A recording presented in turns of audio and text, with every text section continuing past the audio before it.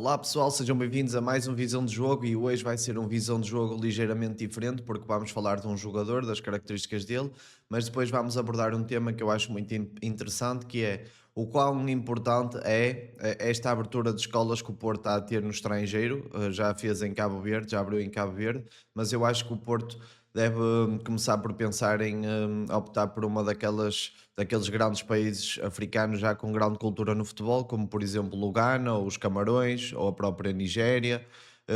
países que têm muitos milhões de habitantes e onde pode ser mais provável encontrarmos futuros diamantes do futebol e introduzir já treinadores europeus nessas escolas para que os miúdos africanos consigam já ter uma formação europeia mesmo dentro de portas, dentro de África, dentro do seu país natal. É muito importante acompanhar logo a alimentação dos miúdos o mais cedo possível e olhando para o exemplo e introduzindo já aqui o vídeo do Nordjylland e o que a escola que tem no Ghana, a Right to Dream, é importantíssima e foi daqui que veio este talento que vamos abordar, o Callum Irenki. É importantíssima porquê? Porque conseguem captar talento antes de todas as outras potências europeias e depois as outras potências europeias andam atrás desses jogadores quando eles dão nas vistas na Dinamarca ou no país onde eles vão jogar, certo? E isto, na minha opinião, é realmente muito importante porque lá está, o Porto ao ter escolas e o Porto é um clube com um nome mundial, todos os países conhecem o Porto porque o Porto ganhou tudo no mundo e por isso mesmo os melhores miúdos vão estar tentados em experimentar a escola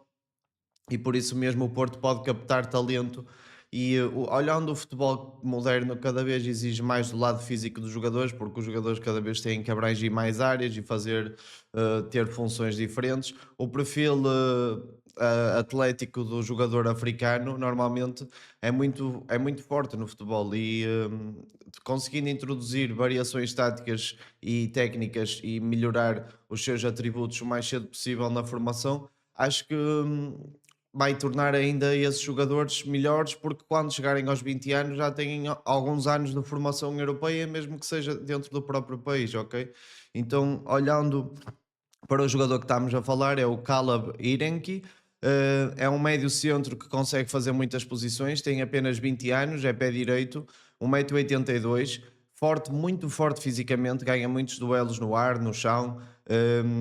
não se cansa, tem muitas corridas intensas por 90 minutos, um raio de ação muito amplo, ainda tem pouca chegada à área, não é aquele médio que faz muitos golos e tem um bom drible, tem um bom refino na maneira como toca a bola e na maneira como passa a bola, tem uma técnica de passe, a meu ver, muito boa e é aquele jogador que é o conector, ou seja, vai fazer tabelas com todos os jogadores da equipa, liga-se com todos os jogadores da equipa muito bem e por isto mesmo ele tem uma percentagem de passe muito alta, 92,7%, creio eu. É sem dúvida muito interessante um jogador ganês, um médio centro que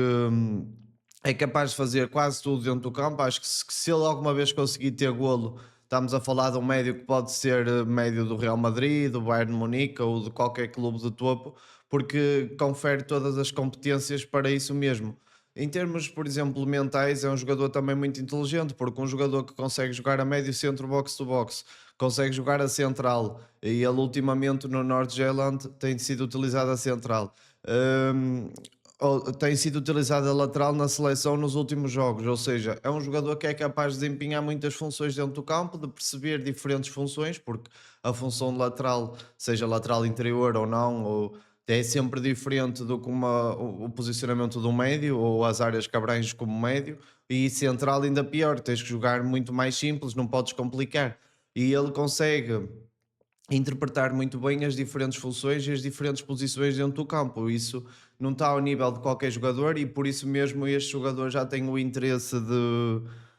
United, creio eu, do Brighton, do próprio Galatasaray, segundo o Transfer Market, já está a indicar uma probabilidade de transferência de 67%. Portanto, estamos a falar de um jogador que já está a ser muito cobiçado e vocês agora, quem é portista e acompanha o canal, está a perguntar e porquê é que o Porto quer mais um médio, Marcos? Porque o Porto, neste verão, provavelmente vai ter que fazer encaixe de vendas e se calhar o Fraúl vai ser vendido ou o próprio Gabri Veiga e nós não sabemos muito bem com o que é que vamos lidar em termos de saídas e é melhor precaver e escolher bons jogadores que possam de facto substituir e manter o nível e quem sabe até elevar do que deixar isso para a última da hora e depois ficar sem soluções no que toca ao ataque ao mercado. Por exemplo, um jogador como o Frolt, se for vendido, nós temos que contratar um jogador que seja jovem, mas que consiga jogar a titular, que tenha muito potencial, mas que tenha já rendimento atual, ou seja, não é propriamente muito fácil encontrar um jogador nestes moldes. E se o Porto se conseguiu chegar à frente, por exemplo, no negócio do Frolt, que estavam clubes da Bundesliga interessados, ou o próprio Gabri Veiga, que tinha clubes também de de vários países, inclusive da Premier League, interessados, e ele preferiu vir para o Porto porque o projeto foi vendido como tem que ser vendido. O Porto lá está a lutar por todas as frentes, pode ainda não ganhar nada, mas está num bom caminho para poder ganhar alguma coisa este ano. E esse tipo de projeto, se for vendido em condições, porque o Porto é um clube que de facto abre muitas portas na Europa e é um clube que, quando está estável, os jogadores conseguem atingir grandes patamares a níveis europeus, é muito. É aliciante para um jogador vir representar o Futebol Clube do Porto, se tiver minimamente qualidade para ter impacto é sem dúvida aliciante. Voltando agora a este jogador, é um verdadeiro guerreiro, dá tudo em todos os lances, consegue pensar primeiro no coletivo do que no individual. Não é aquele jogador que pretenda brilhar a fazer uma finta, se estiver ao lado para passar ao colega, ele vai passar ao lado. E este tipo de jogadores são muito importantes para os treinadores, porque um jogador que faz muitas funções, que é um guerreiro, dá tudo nos duelos, passa muito bem, uma porcentagem de passe de 92,7%. Só, na minha opinião, podia variar um bocadinho mais a técnica de passe, ou seja, faz muitos passos rasteiros e passos para o lado e um bocado para trás. Quanto mais ele variar o passe, com um passe mais picado, um passe a variar flanco, um passe a procurar espaços noutras zonas do campo, acho que ele vai ser ainda melhor.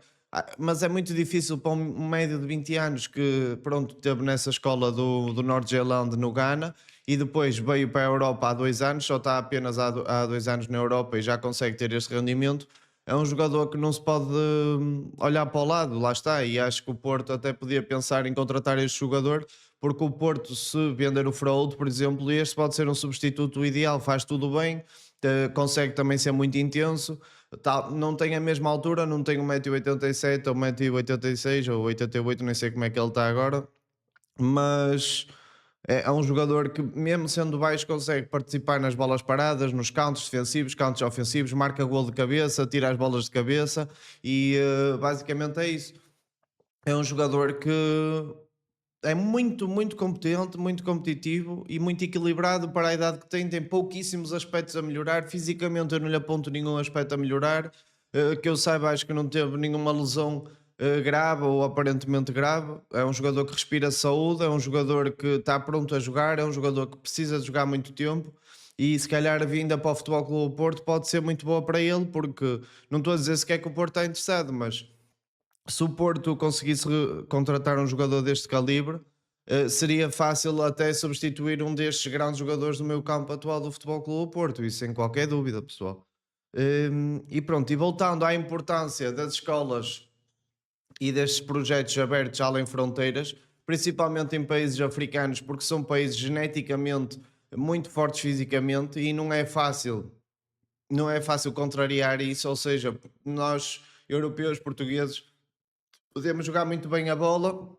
mas é muito difícil termos a mesma velocidade, temos a mesma força, a mesma impulsão e essas características genéticas naturais. Se o Porto lá está, tiver acesso a, por exemplo, a acompanhar miúdos desde novos e a tentar potenciar logo as suas capacidades técnicas e físicas e não só, e táticas também, claro, ir implementando um pouquinho as coisas, porque os miúdos, quando são novos, não podem aprender muita coisa tática, mas pouco a pouco ir aprendendo como é que se faz uma cobertura defensiva, qual é que é a distância, como é que é que tens de posicionar dentro do campo, essas pequenas coisas que convém ir desde miúdo aprendendo um pouquinho, não pensando no modelo de jogo, não pensando numa tática, mas que é para o miúdo ter noção de como é que se joga dentro do campo e até é aqui que se vê às vezes jogadores que são sobredotados no sentido da inteligência no QI futebolístico. E como por exemplo disse o Vítor Pereira num CB, aqui no YouTube que para ele a característica mais importante quando vai contratar um jogador é a inteligência, e eu concordo muito com ele. Se nós conseguimos aliar a inteligência à intensidade e ao físico, por exemplo, num jogador africano, como é o caso do Caleb, é um jogador quase que roça à perfeição, entendem? É, por exemplo, o Vitinha pode não ser o jogador mais forte fisicamente do mundo, mas em termos de intensidade, da área da abrangência e de QI futebolístico, é sem dúvida um dos jogadores, para mim, um dos melhores jogadores do mundo, disparado. Porque o processador futebolístico dele pensa muito à frente do dos outros, e o dos outros já é evoluído, imaginem o quão evoluído é o dele. E basicamente é isso. Portanto, dou os parabéns ao Porto por ter já esta iniciativa para uma direção que ainda está há relativamente pouco tempo. Já conseguiu dar armas a um treinador, conseguiu contratar um treinador que uniu o clube, conseguiu ter um modelo de jogo que, gostemos ou não, tem sido muito vencedor até o momento e tem respeitado com dignidade o clube e as cores do clube. Portanto, só temos que estar contentes com esta direção e temos que acompanhar estes projetos de perto, porque a partir de agora, se o Porto abrir mais escolas em África, com certeza que o Porto vai começar a recrutar muito, mas muito talento de lá, vai aliar à formação do Futebol Clube do Porto, vai se calhar trazer miúdos para competir na UEFA Youth League. Portanto, vai ser muito bom tanto para os miúdos, que vão ter oportunidades, muito mais oportunidades em África, como para nós aqui na Europa, que vamos ter uma formação muito melhor e vamos ter muito mais jogadores vindos de fora e que merecem ter estas oportunidades no mundo do futebol, pessoal. Portanto, muito obrigado a todos que assistiram ao vídeo até agora. Já sabem, quem quiser acompanhar a análise em vídeo tem o Patreon, quem quiser subscrever, e também podem comprar o vídeo individualmente. A análise vai ser um bocadinho longa lá, por isso quem quiser dar lá um saltinho já sabem, estão à vontade. E é isso, pessoal, comentem o vídeo, deem like, deem hype. Também tivemos um vídeo top 11 em Portugal do Sporting. Muito obrigado a todos, um forte abraço e fui!